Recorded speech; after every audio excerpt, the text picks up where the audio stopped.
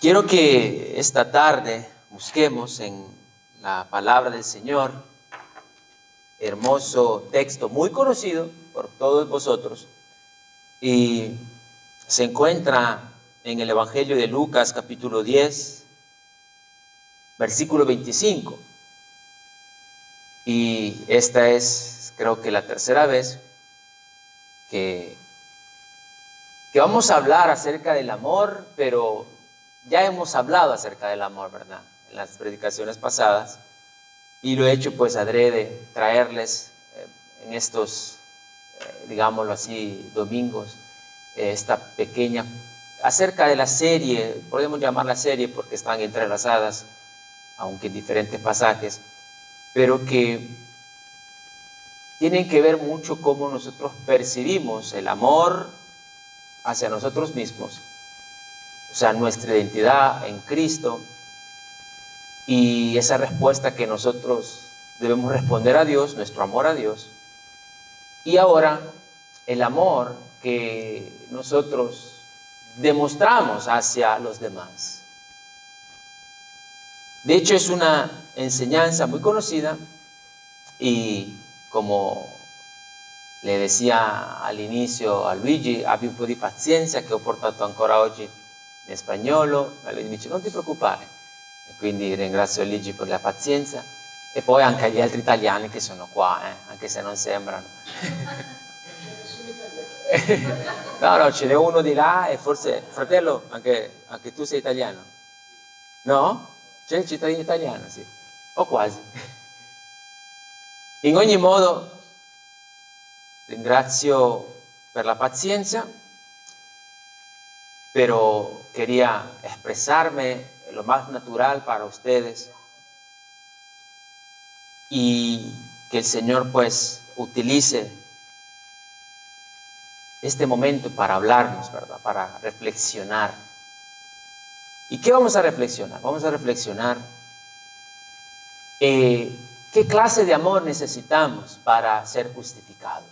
¿Qué clase de amor necesitamos para ser justificados? Y de hecho, vamos a redimensionar o, ¿cómo decirlo? A reinterpretar o interpretar de la manera más correcta que podamos humanamente este pasaje, porque todos lo conocemos y es la parábola del buen samaritano.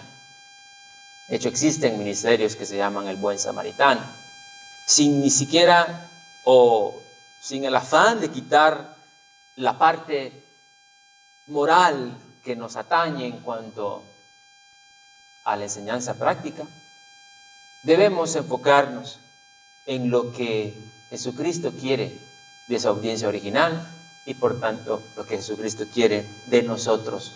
Ahora, si nosotros creemos que la Escritura es atemporal, o sea que no tiene tiempo, la Escritura ha sido escrita para nosotros, la Escritura ha sido hecha para nuestro conocimiento. Entonces, si tenemos esto en mente, tenemos que preocuparnos verdaderamente por entender qué es lo que dice el pasaje. Entonces, vamos primeramente a pedir la bendición del Señor y luego a leer. Señor, te agradecemos por el momento que nos prestas y la vida que nos das para estar aquí y no estar en otro lugar, Señor, y sin ninguna duda, Señor, es un gran acto de misericordia para nosotros porque nos permites escuchar tu palabra y nosotros también estamos deseosos, Señor, de saber tu voluntad revelada en ella. Y por tanto, te rogamos que tu Espíritu Santo sea nuestro Maestro, que tu Espíritu Santo aplique, Señor, a nuestra vida práctica aquello que debemos hacer y que podamos, Señor, atesorar también, sobre todo en nuestros corazones, tus grandes bondades, misericordias y sobre todo, Señor, tu gran amor hacia nosotros. Que una vez, Señor, éramos tus enemigos, que una vez estábamos perdidos, pero aun cuando estábamos, Señor, de esa forma, tú nos amaste y nos perdonaste. Por tanto, te agradecemos grandemente por esto. Y es por eso que estamos aquí, porque queremos adorarte con nuestras vidas. Te lo pedimos, no en nuestro nombre, sino en el nombre de quien sí tiene mérito, el nombre de nuestro Señor Jesucristo. Amén. Entonces, buscamos juntos la parábola conocida, la parábola del buen samaritano. De hecho, si usted, obviamente, hay títulos, recordemos que la Escritura no trae, digamos, los títulos que nosotros vemos, ¿verdad? La Escritura fue dividida para facilitar nuestro entendimiento, porque te imaginas que yo te tenga que decir, y vámonos donde dice, he aquí un cierto intérprete, y sin tener una parte donde, como un punto de referimiento, ¿verdad? Entonces, los evangelios, pues, no fueron escritos como nosotros los vemos aquí. De hecho, si usted tiene una Biblia de las Américas, pues, no hay ningún título, ¿verdad? De hecho, ni siquiera se nos dice que es una parábola. Puede que haya sido un acto de la vida real muy conocido, del cual Jesús toma o conoce para su audiencia original y que saben que la entenderán. Entonces, en el versículo 25 dice así: y aquí un cierto intérprete de la ley se levantó, podríamos decir un intérprete como lo que sería para nosotros ahora un abogado. Un abogado es un intérprete de la ley y por tanto los escribas eran los intérpretes de la ley. Ellos sabían de la manera mejor posible dónde se encontraban los pasajes. Ellos podían citar la ley de Dios. Ellos sabían el significado de cada una de las leyes. Eran los defensores de la ley. Pero con el tiempo, si nosotros vemos la historia, se introdujeron tradiciones a las cuales Jesús les decía siempre: vosotros, a causa de vuestras tradiciones, invalidáis el mandamiento. Y eran los mandamientos de la ley, que a través de sus tradiciones, los fariseos habían cambiado la interpretación. Y Jesús está delante de un maestro, un abogado, un intérprete, que llega con esta pregunta: ¿qué haré para heredar la vida eterna? Esta pregunta, si nosotros somos lectores, nos traerá a la mente a otra persona. ¿A quién te viene a la mente cuando escuchas esta pequeña pregunta? ¿A alguien más? ¿A quién? Nicodemo. ¿Y alguien más? ¿Quién fue que vino a Jesús diciéndole, haciendo qué cosa heredaré el reino de los cielos? Jesús le dice, los mandamientos sabes. Y él le dice, bueno, todas estas cosas las he guardado desde mi juventud. ¿Quién fue? El joven rico. Y así a otros que vienen con esta pregunta, muy como Nicodemo vino con esta pregunta. Él tenía esa inquietud acerca del reino de los cielos. Es justo que todos nosotros tengamos, y todo ser humano tiene dentro de sí esa inquietud acerca de la vida eterna. Quien no la tenga no es humano, porque Dios la puso en nuestro ser. Todos tenemos alguna noción de la divinidad, alguna noción de lo que será la vida después de la muerte. Y aquí está un intérprete de la ley que le pregunta a Jesús como maestro, pregunta, ¿qué haré para heredar la vida eterna? Y él le dijo, ¿qué está escrito en la ley? ¿Qué lees en ella? Respondiendo, le dijo, amarás al Señor tu Dios con todo tu corazón y con toda tu alma y con toda tu fuerza y con toda tu mente y a tu prójimo como a ti mismo. Jesús le responde con la ley. Entonces Jesús le dijo, has respondido correctamente, haz esto y vivirás. Y podríamos decir que hasta este punto del relato Jesús ya podría darse por satisfecho al utilizar aquel método que se llama el método socrático, en el cual responde al interlocutor a través de otra pregunta. Entonces, aquí hay un intérprete de la ley que le pregunta a Jesús y Jesús le contesta con otra pregunta, el método socrático. Pero si ustedes son atentos, aquí en el inicio vemos la intención del intérprete. Verdaderamente esta persona venía con el deseo de saber la respuesta de Jesús. Podemos ver por la respuesta que él sabía qué es lo que debía hacer para heredar el reino de los cielos. Es como que ahora alguien te diga, mira, ¿qué puedo hacer para ir al cielo? Pero no nos esperamos esta respuesta de Jesús. Aunque si la respuesta de Jesús es la más plausible. Porque en la ley dice exactamente eso. Amarás al Señor tu Dios con todo tu corazón, con toda tu mente y con todas tus fuerzas, y a tu prójimo como a ti mismo. Es lo que se conoce como las dos tablas. La tabla del amor a Dios y del amor al prójimo. De modo que la intención de este intérprete, Jesús la sabe, y es que probar, entrampar a Jesús. Jesús le pregunta o le responde con otra pregunta.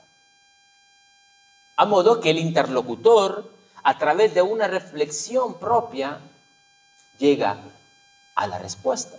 Y hasta ahí todo bien. Hasta ahí vemos que todo está bien. Pero lo demás comienza ahora. O sea, el punto del cual parte Jesús para explicar la enseñanza de una manera gráfica, lo vemos en el versículo exactamente 29.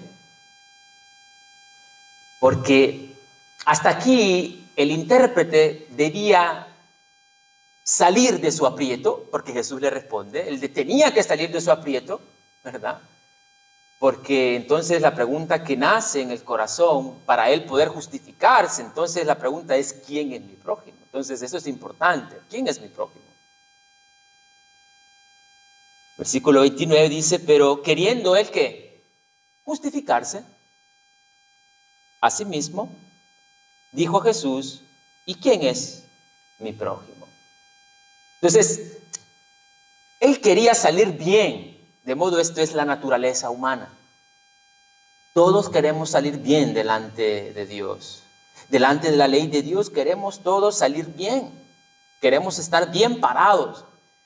Él quería saber si era un candidato o él estaba cumpliendo lo que la ley exigía para entrar en el reino de los cielos.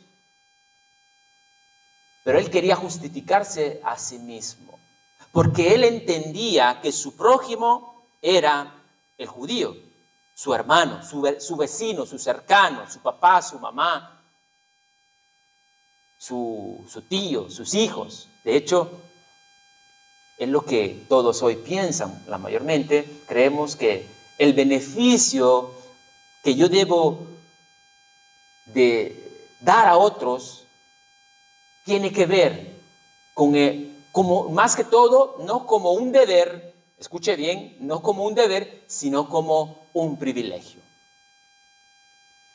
Y es un privilegio que entre ellos, como nación judía, optaban. Ellos se amaban a sí mismos. Ellos entendían o habían reinterpretado la ley diciendo, de hecho, en el Sermón del Monte, Jesús les dice, oísteis, escuche bien, oísteis que fue dicho, amarás a tu prójimo, ¿y qué? ¿Y qué? Odiarás a tu enemigo. Jesús le dice, oísteis que fue dicho.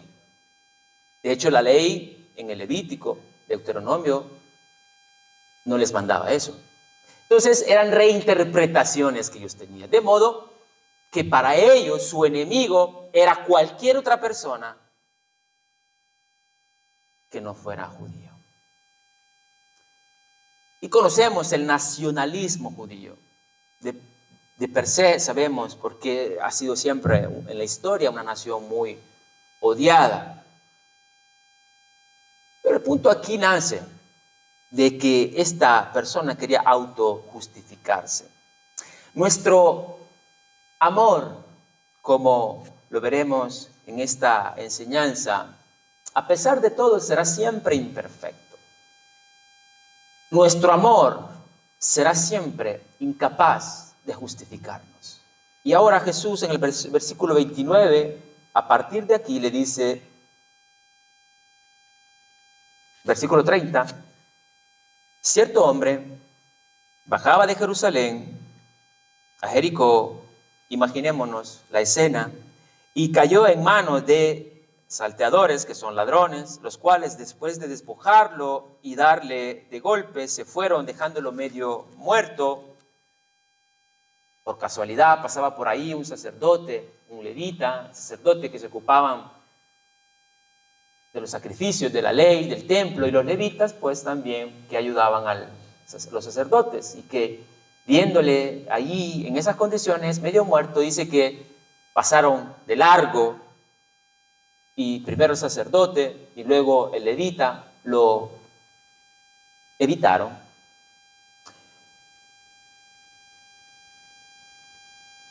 Y para colmo, Jesús dice que en ese momento llegó un cierto samaritano. O sea, si el que había bajado de Jerusalén hacia Jericó era un judío y que había sido apaleado, pues golpeado y dejado casi muerto, si se hubiese esperado que alguien le hubiese ayudado, ¿quién fuese? Pues su prójimo, que era el sacerdote o el levita. Lo menos que hubiese esperado un judío es encontrarse un samaritano. ¿Por qué? Porque entre ellos, dice Jesús en el relato de Juan 4, que los judíos no se llevan entre sí cuando se encuentra ¿con quién? Con la samaritana. ¿Por qué? Porque los mismos discípulos decían, ¿qué hace hablando con esta mujer? Y el comentario dice, pues samaritanos y judíos no se llevan entre sí. Los samaritanos eran, por decirlo así, judíos o hebreos que se habían acompañado, casado con mujeres paganas, cosa que Dios había evitado, y que ellos pues habían, digámoslo así, abandonado a Dios o la adoración verdadera del Dios verdadero. Entonces los judíos los tenían como traidores, los tenían como enemigos de Dios, obviamente no como un prójimo. Jesús, mira, cuando Jesús recuenta, tiene esa parte de drama. O sea, cualquiera diría, y llegó un judío de esos buenos, ¿verdad? Y Jesús dice, no, ¿y sabes qué pasó? Un samaritano. ¿Qué deseo del samaritano, según la mente judía, hubiese tenido, en vez de ayudarlo, darle el golpe de gracia? Pero no fue así. No fue así para la audiencia original de la que Jesús está hablando. Y luego le dice, pero cierto samaritano que iba de viaje llegó a donde él estaba, y cuando lo vio tuvo ¿qué? Compasión, y acercándose le vendó sus heridas, derramando aceite y vino sobre ellas, y poniendo sobre su propia cabalgadura lo llevó a un mesón y lo cuidó. Y luego que lo cuidó, le pidió al del mesón que si algo más, le dejó 2 denarios, y incluso si hubiese algo más que pagar, que se lo pusiera a su cuenta. Y terminando la enseñanza, Jesús le dice al intérprete de la ley, con el que está hablando al inicio, al que quería saber quién era su prójimo, le dice Jesús, ¿cuál de estos piensas? Tú, que demostró ser prójimo del que cayó en manos de los salteadores. Y él dijo, el que tuvo misericordia de él. Y Jesús le dijo, ve y haz tú lo mismo. He dicho, mi amor, por muy bueno que sea, será siempre imperfecto y será aún incapaz de justificarme. Pero aunque si mi amor sea imperfecto, aunque si el amor que yo tengo hacia otras personas sea incapaz de justificarme, no obstante, continúa siendo un deber para todo ser humano. ¿Y por qué? Porque ese mandamiento está intrínseco en cada persona que Dios ha creado a su imagen y semejanza.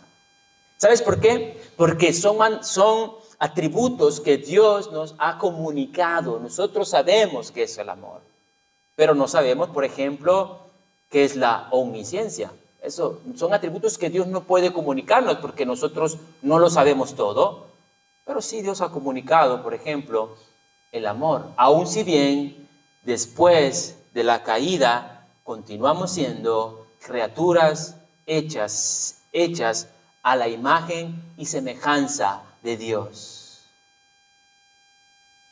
De modo que Dios no espera menos que el deber que tenemos como seres humanos de amar a su creación. No debemos menos que eso. Aún más si nuestro amor es el amor que Cristo nos ha dado, nuestro amor debería ser el más alto de todos. Pero, ¿qué más mayor amor, como Jesús dice, que aquel que da su vida por sus amigos? Pero mi pregunta es, ¿qué más mayor amor de aquel que da la vida por sus enemigos? La Escritura nos dice que Cristo, aun cuando nosotros éramos débiles, a su tiempo murió por los impíos. Y ciertamente, dice Pablo, alguien morirá por algún justo. ¿Hubiera alguien allí que muera por algún justo? Mas, con todo pudiera ser, mas Dios muestra su amor para con nosotros, en que siendo aún pecadores, Cristo murió por nosotros. Y lo que me gustaría que entendiéramos de esta parábola, llamada parábola, pero no está escrito que sea una parábola, pero sí tiene un significado que quiere revelar que ni aún nuestro amor por más obediente que sea, nunca será la razón por la cual seremos salvos. Y no obstante, ese amor no podría jamás justificarme, ¿sabes qué? Porque es imperfecto. Tengo la obligación impuesta por la ley de Dios, ¿de qué? De amar a Dios y a mi prójimo como a mí mismo. Pero ¿qué pasa? No estamos muy lejanos de este intérprete de la ley, porque nuestro engañoso corazón es capaz de diferenciar por beneficios propios quién será mi prójimo. Mi engañoso corazón tiene la facultad de decir quién por beneficio propio será mi prójimo. ¿Quién será el beneficiario de mi amor? ¿Quién sí es mi prójimo y quién no es mi prójimo? Como si se tratara de un privilegio y no de un mandamiento, como lo es en realidad. ¿Quién es mi prójimo? Bueno, muchos dirían mis amigos, mis parientes, mis connacionales. Mis connacionales hablo de, bueno, que son de mi país, de mi paisino, de mi ciudad, de mi casa, mis vecinos, de mi iglesia. ¿Quién es mi prójimo? Bueno, yo podría decir y considerar aquellos de los cuales yo pueda obtener un beneficio. De hecho, Jesús decía, bueno, ¿qué más hacéis si vosotros amáis a quienes os aman? ¿Qué deberían hacer? Si ustedes aman a los que os aman, eso lo hacen hasta los incrédulos, dice Jesús.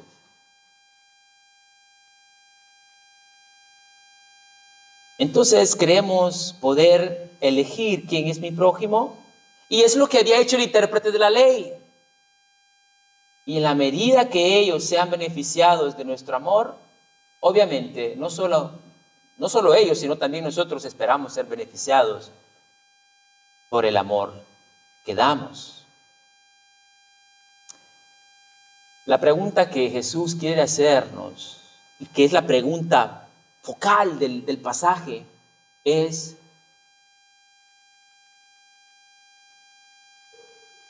¿estás amando tú tanto y perfectamente, o cumpliendo perfectamente el segundo mandamiento?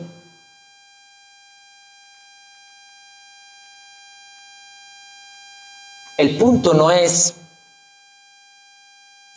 cuánto, el punto es si tú estás amando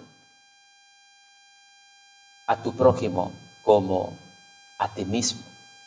La otra pregunta es, si Jesús le hace esta pregunta a este intérprete, ¿acaso Jesús estaba predicando simplemente una cuestión moralista? ¿Acaso ya no tenemos mucho con los fariseos, que ya ellos buscaban solo la parte legalista? ¿Acaso Jesús está ofreciendo la salvación que es por gracia, pero se le está ofreciendo por obras? Porque le dice, haz esto y vivirás. ¿Acaso Jesús está buscando en el fariseo, en el intérprete de la ley o en nosotros, que nosotros para ser salvos o entrar en el reino de los cielos debemos amar a nuestro prójimo como a nosotros mismos? Y que si no es de esa manera, nosotros no entramos en el reino de los cielos.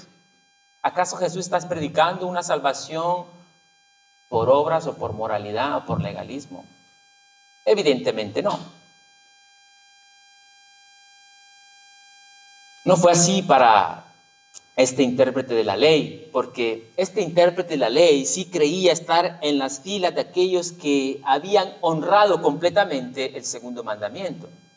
Lo que pasa es que la parábola del buen samaritano nos lleva al corazón del problema, y el problema está en el corazón del todo ser humano, que por naturaleza ha sido heredero de la maldad, que aún en su virtud de amar creerá que está cumpliendo los mandamientos de Dios. Este hombre creía que en su virtud de amar él era merecedor del reino de los cielos. ¿Cómo el corazón humano puede engañar a una persona? En el pecado de hacerle creer a un ser humano que cumpliendo, que cree que está cumpliendo el segundo gran mandamiento. Peor aún, aquellos que creen que están cumpliendo el gran mandamiento de amar a Dios con todo su corazón. La pregunta es si este intérprete de la ley, ¿creen ustedes que verdaderamente estaba amando a su prójimo como a sí mismo? Este intérprete de la ley, como sucede muy seguido en el corazón del ser humano que está en su ceguera y cree que su amor es perfecto, el mal del ser humano será siempre aferrarse a sus propias virtudes, incluso en su amor selectivo e imperfecto, a expensas del amor de Cristo que cubre multitud de pecados. Mira, una virtud tan buena, una virtud que Dios ha dado a los seres humanos, de amar al prójimo, puede ser así pecaminosa cuando creemos que esa virtud tan buena, en la medida que la pongamos en práctica, puede ser utilizada para nuestra entrada al cielo. De modo que el problema aquí de base no es si el intérprete de la ley está falto de misericordia, aunque sí está falto de misericordia. El problema es que él quiere justificarse a sí mismo. Él cree que su amor es perfecto. De hecho, si usted y yo no tenemos un amor perfecto hacia Dios y hacia nuestro prójimo, ¿sabes qué? Es lo mismo para nosotros. No podemos entrar en el reino de los cielos. La pregunta es, ¿usted está amando verdaderamente a su prójimo como a usted mismo? Porque si no es así, tenemos un problema. Tenemos un problema porque nosotros, como este intérprete, aspiramos al reino de Dios, pero por no cumplir el segundo mandamiento estamos fuera del reino de Dios. Porque Jesús dice, haz esto y vivirás.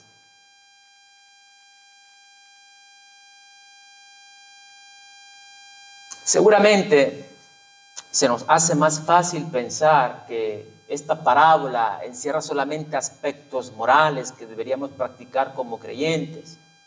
Y sí es así, pero su principal objetivo, dado el contexto, dado que Jesús ha venido a salvar o a buscar y a salvar lo que se había perdido, vemos en esta parábola que nace precisamente después que Jesús conociera las intenciones del intérprete de la ley para probarle. Él quería probar a Jesús, quería entramparlo.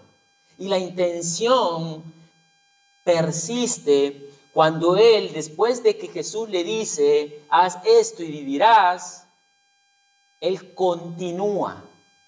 Mira, ya en la primera parte, un corazón que se humilla debería ya haber hecho una resolución y haber dicho, yo estoy perdido, yo no estoy amando a mi prójimo. Mi interpretación de lo que es mi prójimo es equivocada. Yo estoy perdido. Yo no califico para el reino de los cielos porque yo no estoy amando a mi prójimo como a mí mismo, ¿entiendes? Esta era la resolución primordial que debería de hacer, pero él continuó con el deseo de autojustificarse.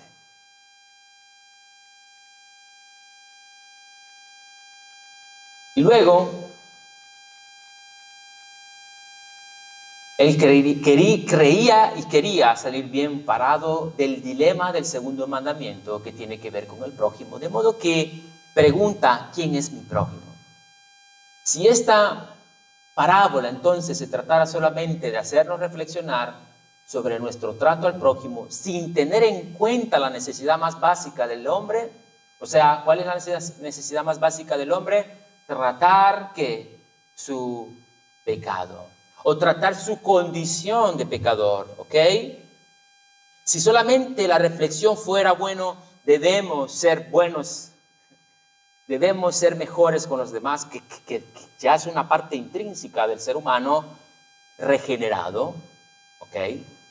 Pero si solo se tratara de esto, de mejorar, es como que yo quisiera, imagínate una pared que está cayéndose prácticamente, pero que lo único que hay que hacer es darle una buena pintada y creer que es la manera en la cual esa pared lucirá mejor.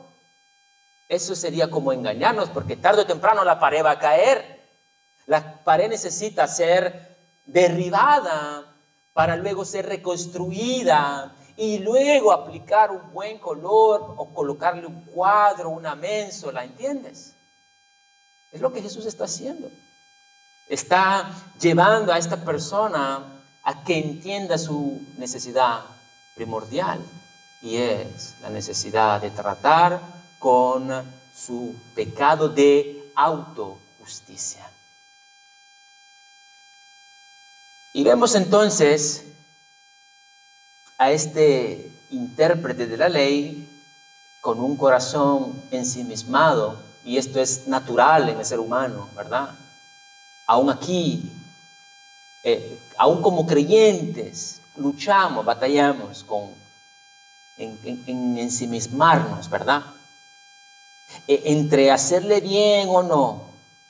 Pero ya Santiago nos dice que si nosotros sabiendo hacer el bien y no lo hacemos, es pecado. ¿Cuántas veces hemos pecado de omisión? Debemos ayudar, no debemos ayudar. ¿Es mi prójimo? No es mi prójimo. Este es mi enemigo, ¿qué debo de hacer con mi enemigo? La pregunta es si nosotros estamos amando perfectamente a nuestro prójimo. Porque si no es así, repito, tenemos un problema. Y es el problema que Jesús ha venido a tratar. El problema del corazón, el pecado del ser humano. Vámonos a la versículo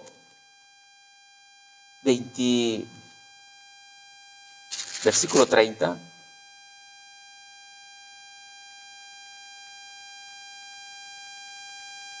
Porque la pregunta que el intérprete hace es una buena pregunta, pero hecha ¿con qué? Con malas intenciones. ¿Cuántas veces pasa, no? Que alguien le hace una pregunta, pero lleva malicia, ¿verdad? Ya le mete ahí como que tiene mala intención. No necesitamos ser Jesús para saber muchas veces, eso es intuición. Pero Jesús sí sabía que este intérprete tenía esta mala intención. Él no estaba pensando verdaderamente en el reino de Dios, sino que él ya se sentía en el reino de Dios. Pero Jesús le entrampó al intérprete de la ley y lo llevó a la ley. ¿Qué lees? ¿Qué lees? Eres un intérprete de la ley. Es extraño, ¿verdad? Que un intérprete de la ley no sepa quién es mi prójimo. O sea, es algo casi natural que Jesús le lleve a la ley. Y la ley hace eso. La ley no justifica. La ley es para el pecador. La ley no hace salvo a nadie. La palabra dice que ningún ser humano será justificado por las obras de la ley.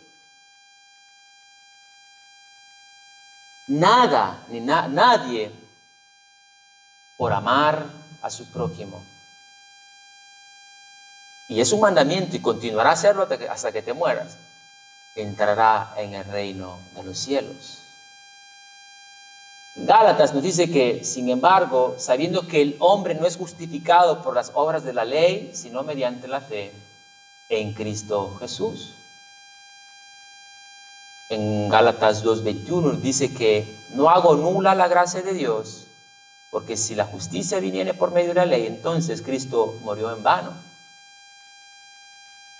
La ley nos acorrala. ¿Qué quiero decir? En Gálatas 3:21 dice, ¿es entonces la ley contraria a las promesas de Dios? Lo que yo quiero decirte es esto: ¿por qué Jesús no le predicó el evangelio, si podemos decirlo? Este hombre quería ser salvo, al menos aparentemente, pero ¿por qué Jesús no le predicó el evangelio? Jesús lo llevó a la ley y se aplica el método más eficaz: ley para el orgulloso y gracia para el humilde. Método que no es el más común en nuestros días. Pero Jesús le llevó a la ley porque la ley tiene la facultad de condenarnos. Pero dice la palabra que la ley es buena, que la escritura encerró todo bajo pecado para que la promesa que es por la fe en Cristo Jesús fuera dada a los que creen. Y la ley ha sido o ha venido a ser nuestro ayo, ¿para qué? Para llevarnos a Cristo. Entonces, al verse este intérprete de la ley ante el segundo mandamiento, no lo he cumplido porque no he amado a mi prójimo como a mí mismo, él podría haber dicho, ahora ¿cómo seré salvo? Porque por mis propios medios no lo he logrado. Yo pensé que amaba a mi prójimo, pero mi prójimo, ¿quién es mi prójimo? Bueno, Jesús le muestra la parábola y le muestra que es el extraño más extraño, el extraño extranjero, aunque sea su enemigo. El escriba dio la respuesta correcta, pero él no quería aplicarse la respuesta a sí mismo. ¿Cuántas veces no queremos admitir nuestra falta de amor hacia Dios y nuestra falta de amor hacia nuestro prójimo? Yo meditaba y decía, ¿cuán lejos estoy? Porque Jesús dice, ve y haz lo mismo. Ya me ha condenado. Quizá alguien se sienta, no, pero yo hago bien a todos, ¿te das cuenta? Es un principio básico del creyente, como fruto. De modo que esta pregunta, creo yo, no debería hacérsela ningún cristiano, porque es lo que se espera de la nueva creación. vivir en las obras que Dios ha preparado de antemano. Es lo que Dios espera, porque Dios las preparó. ¿Para qué las preparó? Para que anduviésemos en ellas. De modo que esta pregunta debería hacérsela aquel que cree que está amando a su prójimo como a sí mismo. Y si no es así, tienes un problema, porque no podrás ser justificado delante de Dios. Dios demanda amor perfecto. Amor perfecto hacia sí mismo como persona, como Dios, como la divinidad, como creador. Y amor perfecto hacia nuestro prójimo. Y aún tú, si hagas eso, la ley no puede justificarte. Porque te condena tu pecado de confiar en tu amor en vez de confiar en Dios. Y es lo que sucede aquí en este pasaje.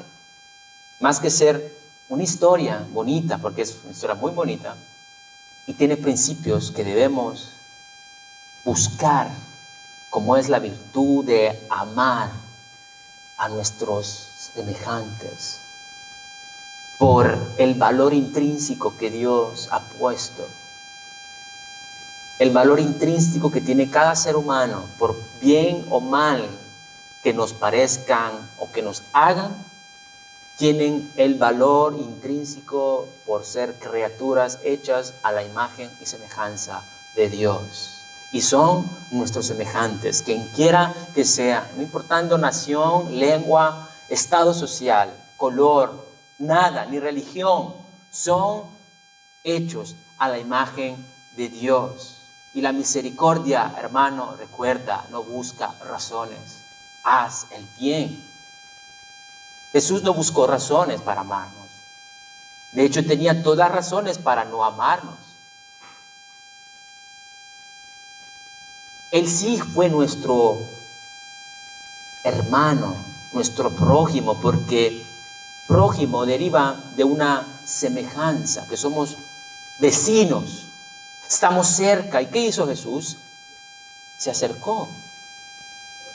Esta idea de que Jesús, de que Dios se encarna, es una idea muy difícil de entender para las religiones, porque el Dios de ellos es distante, está lejos. Pero nuestro Dios no está lejos. Nuestro Dios se hizo carne, habitó entre nosotros, se hizo como tú y como yo y padeció nuestras propias debilidades. Intercedió por nosotros, hizo bien y aún continúa haciendo bien después de 2000 años. ¿Te das cuenta?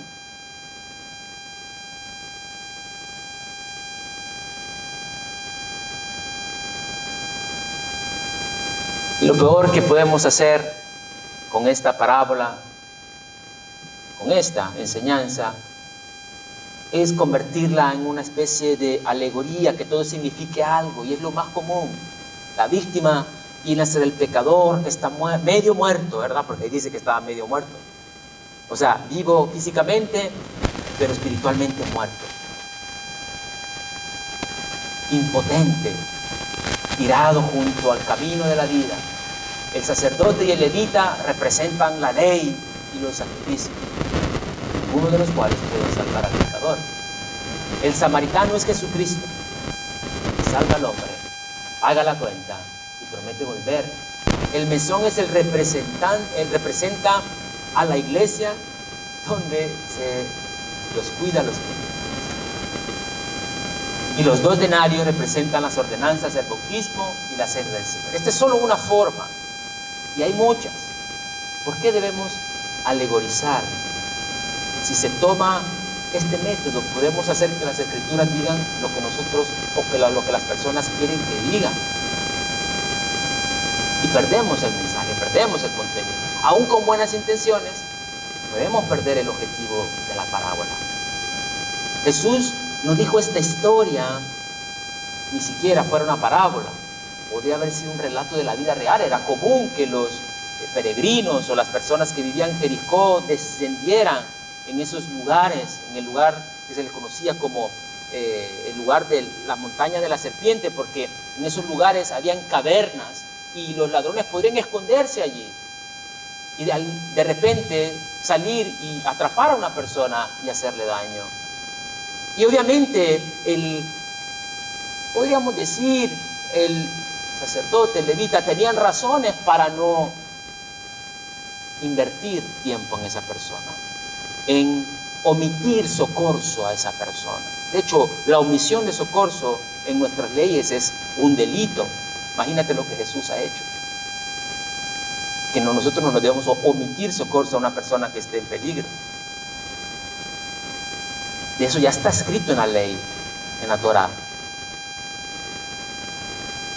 Pero a veces los seres humanos sobreponen leyes por bien escritas en la palabra de Dios. Por ejemplo, los sacerdotes que podrían decir, no, si yo acudo a este casi muerto, imagínate que se muere mientras yo le estoy acudiendo. ¿Qué pensaba él? En su religión. ¿Por qué?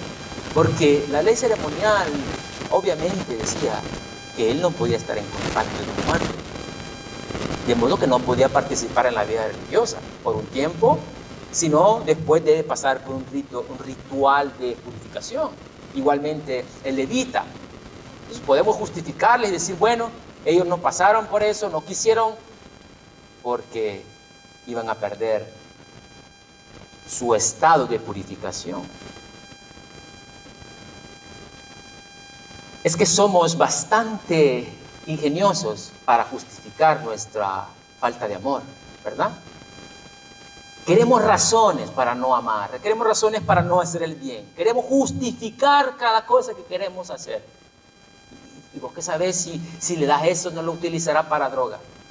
¿Dónde es escrito que tienes que saber la razón por hacer el bien para esa persona?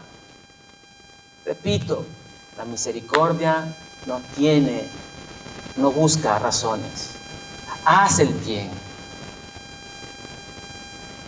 La compasión, hermanos, que Jesús tiene por nosotros es la misma compasión que debemos nosotros demostrar. Compasión es un sentir dentro de las entrañas.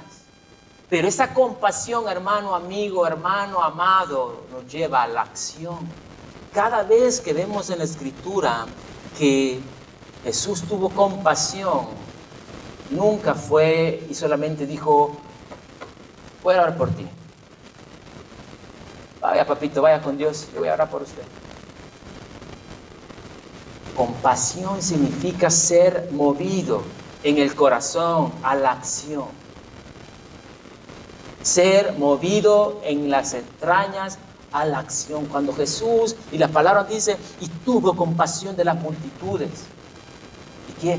Enseñó y les enseñó las verdades del Rey. Y Jesús fue movido a compasión porque las vio como ovejas sin pastor. O Jesús tuvo compasión porque no tenían nada que comer. Y los sentó y los alimentó. Y así, la compasión es una virtud que como cristianos debemos observar. Como cristianos debemos buscar, porque Jesús a eso vino. La misericordia, hermanos, amados hermanos. Si nosotros sabemos que no seremos justificados por nuestras buenas obras, muchos dicen, bueno, y de hecho podría decir que Dios no necesita nuestras buenas obras, pero nuestro prójimo sí. De modo que este intérprete de la ley lo menos que quería era tener que ver con sus enemigos, con aquellos que no le estaban bien. Lo menos que quería era entender de esa manera ese pasaje o los pasajes bíblicos de que su prójimo era incluso un samaritano que odiaba. Él no podía concebir de esta manera la ley de Dios. Pero Cristo sí lo hizo. Y es precisamente lo que Cristo hizo.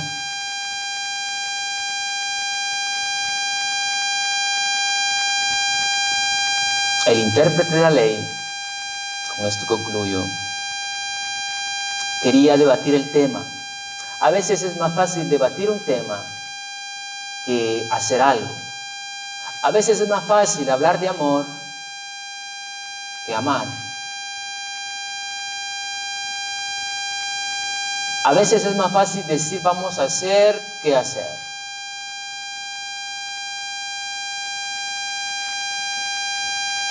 Desde luego, el escriba quería hacer de este asunto algo complejo y filosófico, pero Jesús, ¿qué fue? Sencillo. ¿Sabes qué?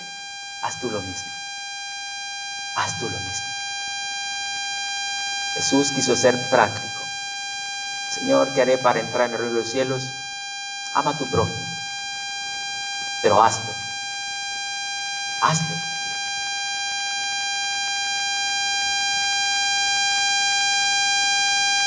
Y todo lo que está a nuestro alcance es propicio, hermanos, que lo hagamos. Porque no estoy dejando de lado las implicaciones morales, porque hay implicaciones morales. Yo no soy justificado por amar a mi prójimo, pero la ley me dice que yo ame a mi prójimo. ¿Cuál ley? ¿Cuál ley, hermanos? La del amor.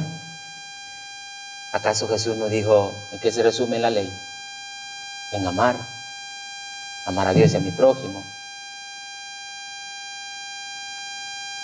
¿Acaso Jesús nos dijo que el propósito de la ley era el amor? Todos los mandamientos que vemos en la Escritura se resumen en el amor. En el amor hacia Dios y hacia el prójimo. Y Jesús cumplió la ley. La cumplió por nosotros.